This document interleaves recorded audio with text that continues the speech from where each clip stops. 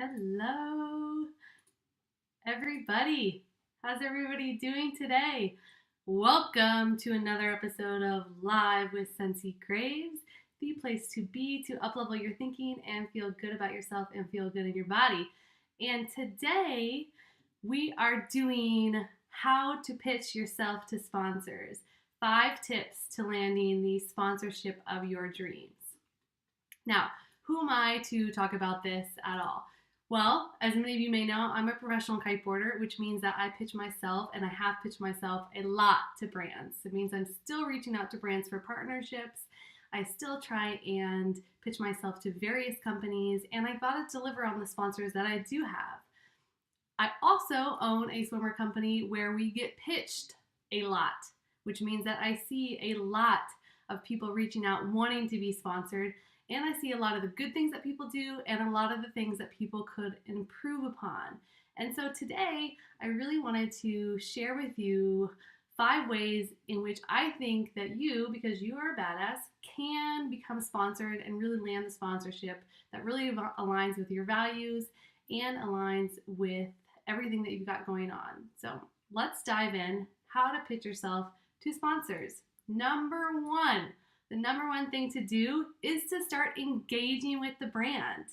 That means that you need to be following them on social media. That means that you need to be interacting with what they post. You need to be liking and commenting and engaging, not just on social media, but in any way, shape, or form that you can. Do you perhaps know someone that reps the brand? How can you reach out to them? Can you send them an email periodically? You really want to start to get on their radar. You also want to make sure that what you have going aligns with what they have going, and so that it's a good match for both of you. You want to start showing up and making sure that you are becoming noticeable for them. You want to show your support first and foremost, and you want to interact and get a feel for the brand and feel for the company, because once again, you want to make sure that you are aligned with what they've got going on and you support everything that they've got going on. So if you start following a brand and all of a sudden you're like, oh wait, they're doing something that I don't really find to be supported, that I want to support, drop it and go find something else, because you really want to find a sponsorship that truly aligns with what you've got going on so that you can rep it to the best of your ability. So the number one thing to do is start engaging with the brands that you want to become partners with. Start interacting with them and following them. Easy step. Number 2, buy and use all of their products. Woo! If you're not already a customer of the brand, why not? If you're pitching yourself to someone to represent their products well, you should probably be using their products, because you want to make sure, once again, that you like their products. You would be absolutely stoked to rep them, and it demonstrates that you're truly an actual fan. Remember, authenticity is everything here. We want to be able to represent well, and that feels better when we do it from a place of authenticity and we're not having to fake anything, and people know you're stoked because you've been testing and using the product. So not only it demonstrates that you are actually a true fan, but it protects you from partnering with someone that you may not be that stoked on, and therefore jeopardizing the relationship further down the line. You want to use the product, make sure you're stoked on it, and then move on to step number 3. Step number 3 is where we actually start writing some content and outlining how we're going to be able to help the brand. So this is where we're going to start brainstorming and putting our pen to paper, or rather typing on the computer. So what exactly are your plans and how is it that you can help them? So number 3 is outline exactly how you can help this brand. So it's where are you going to be useful for them? Now, it doesn't necessarily have to be, oh, I'm going to be doing 5 Facebook posts a month and I'm going to be sharing on my social channels, because it's not all about the social. Yeah, that's great. And if you have a large following and you have an engaged following that you think that this product that you're trying to partner with is going to be useful for, that's awesome and perfect. But it is more than that. It is about being on the beach and representing the product well, or going to demos, or if you're in the kiteboarding industry, putting on demos and working the beach a lot.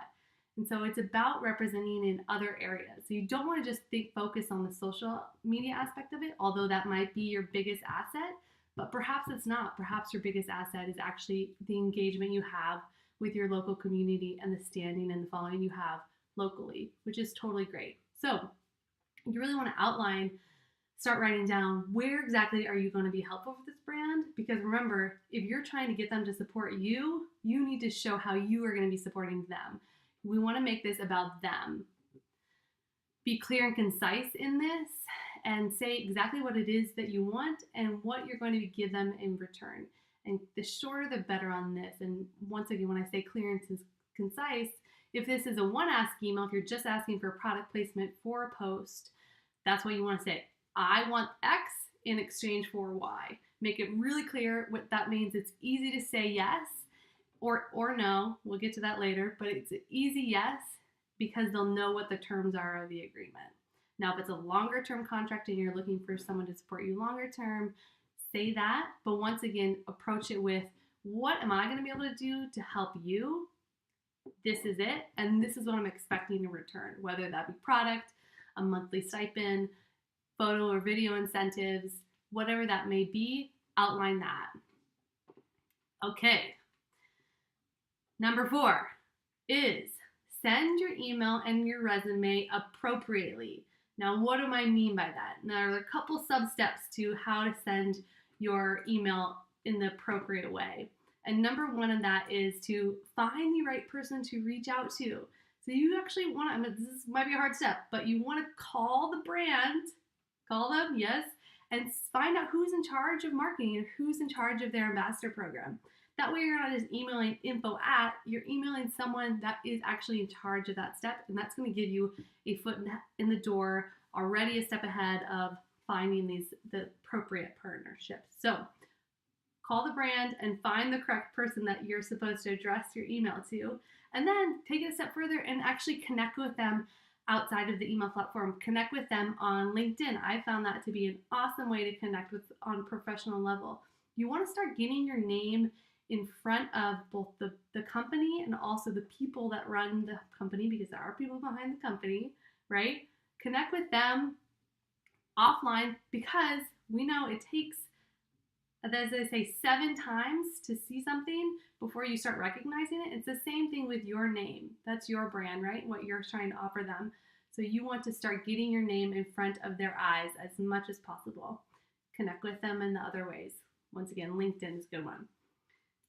So underneath our subheading number 4 of send your resume bio appropriately is make it easy for the brand to look you up. I could not tell you guys how many emails I get that are like, check me out on Instagram, here's my Instagram handle, and they don't put a link on it. And so I have to actually go, if I want to look them up, which most of the time I'm like, okay, I'm not going to even press on this. I have to go type in instagram.com/ and then manually type out their Instagram handle. That's a step I do not want to do at all. And so if really you're trying to make a connection and make it easy for these brands to check you out, make it super easy in the email. Include links to all of the social profiles that you want them to look at. Now, when I say want them to look at, I mean anything that is actually appropriate, because you don't want to just send everything that you do on the internet. If you have a Twitter account and a YouTube account and a Pinterest, probably not all those platforms are where are your strongest suit. And so choose the ones that are actually appropriate for this brand and where you think they will find the most value. And if you are never on your Twitter account and you just do repost of that, probably don't need to send that. We don't even care if you have a couple hundred followers on there. I don't want to see those if they're not engaged and it's not actually appropriate to what you have going on. Same thing with a YouTube channel.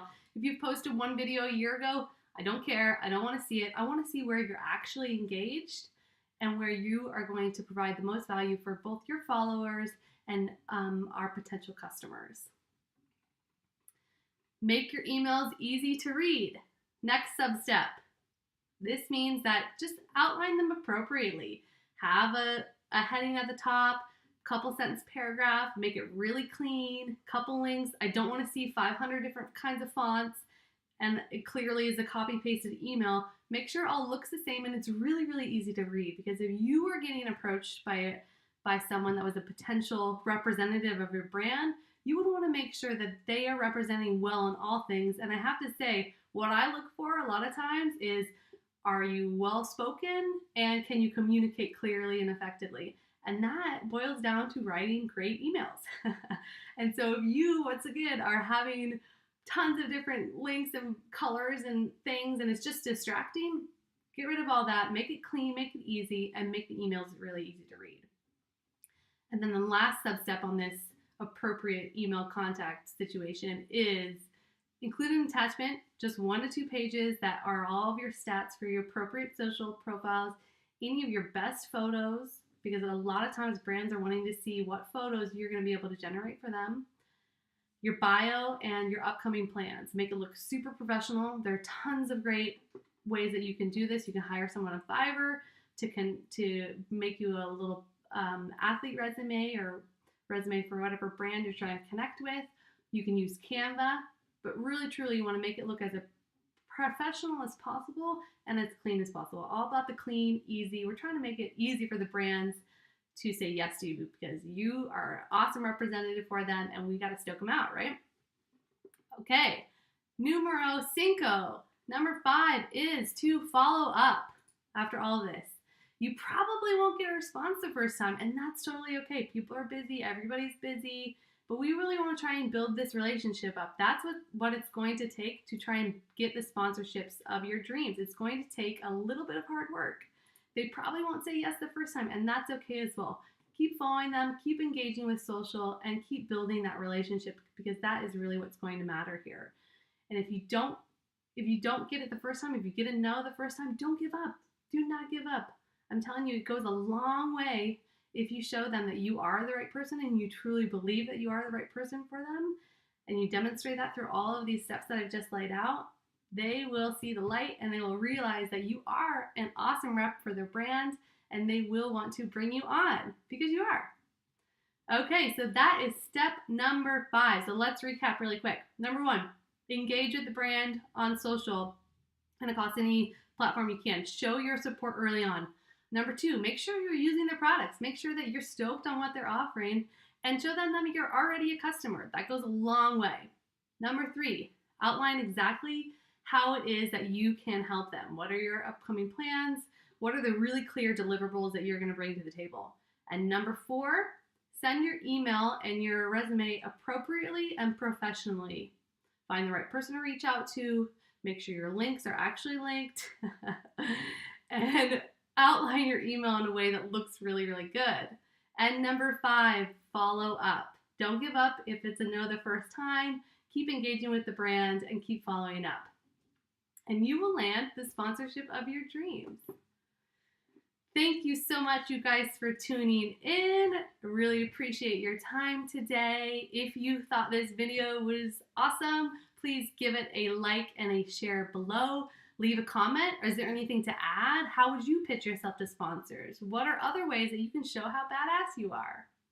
And then finally, we have an ambassador program that's opened up. And so if you want to be an ambassador and rep Scentsy Bikinis, I would love to have you on the team. Please reach out on our website. There's a link right at the top. It says ambassadors. I'll also put it down below this video. And please apply because we'd love to spread the stoke and empower women in water sports everywhere. Thank you and have a fantastic day, you guys.